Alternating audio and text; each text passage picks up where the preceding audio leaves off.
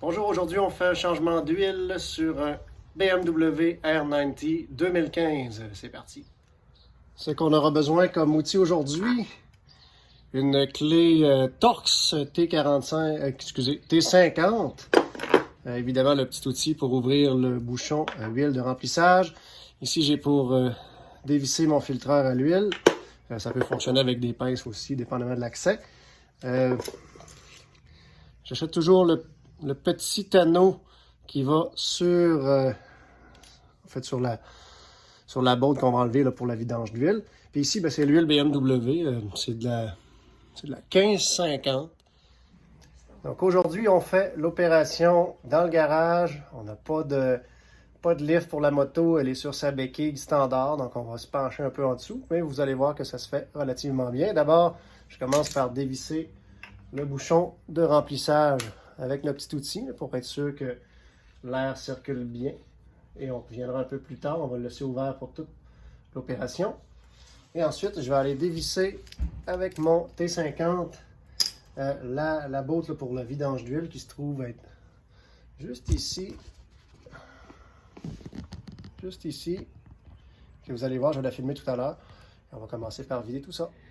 Donc, vous voyez ici, c'est ce qu'on va dévisser pour le vidange. On voit ici la petite rondelle aussi qu'on va remplacer.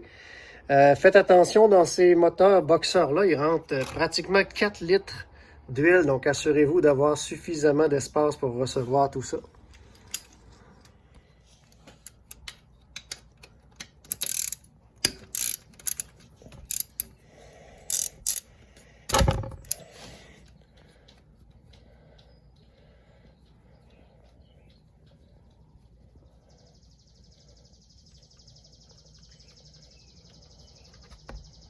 C'est parti. Donc, faites attention, la petite rondelle qui est ici. Là, elle est restée avec moi, mais a tendance à se sauver, à tomber dans la panne à l'huile.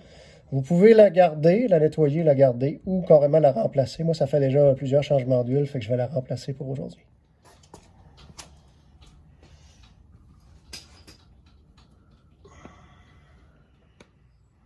Filtreur à l'huile, BMW standard, vous voyez les numéros de pièces. Allez chez votre concessionnaire. Là, moi, je n'ai pas nécessairement fouillé là-dessus. Vous voyez le numéro. Et j'ai ici un adapteur qui va aller directement dessus pour visser et dévisser. Le filtre à l'huile se trouve du côté gauche du moteur. Fait qu'il est complètement ici en avant. À gauche. Je ne sais pas si vous voyez mes doigts. Juste en arrière de l'exhaust. On le voit juste ici. Et c'est là qu'on va aller se faire de l'espace un peu pour aller dévisser tout ça.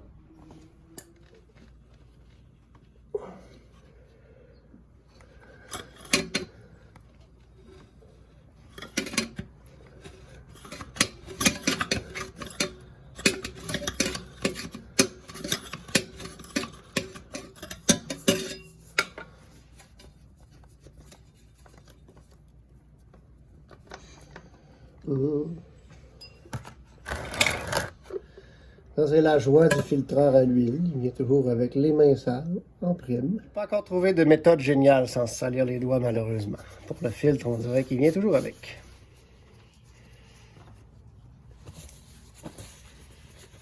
Avant de remettre le nouveau filtre, on va en profiter pour juste prendre un peu d'huile sur le joint d'étanchéité et être sûr que tout ça est bien étanche.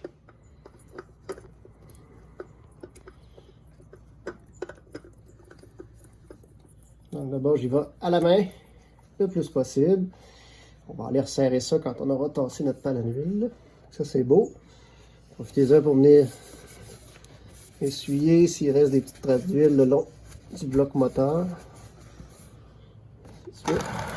Voilà. Tout est beau. Et là, on va lui donner un petit coup pour serrer tout ça.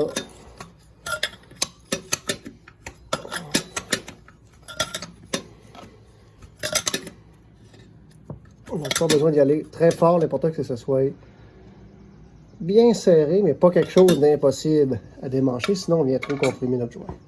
Et il va rester à remettre. Donc ça, c'est notre botte de vidange. On remet la nouvelle bague. On va remettre ça en dessous ici. Ça dégoûte encore un petit peu, ça va arrêter tout de suite. Ça, faites attention de ne pas l'échapper dans la panne à l'huile. On a tout fait ça une fois. C'est là qu'on apprend. J'ai juste serré à la main, puis j'ai quasiment déjà tout ce qu'il faut. Et voilà.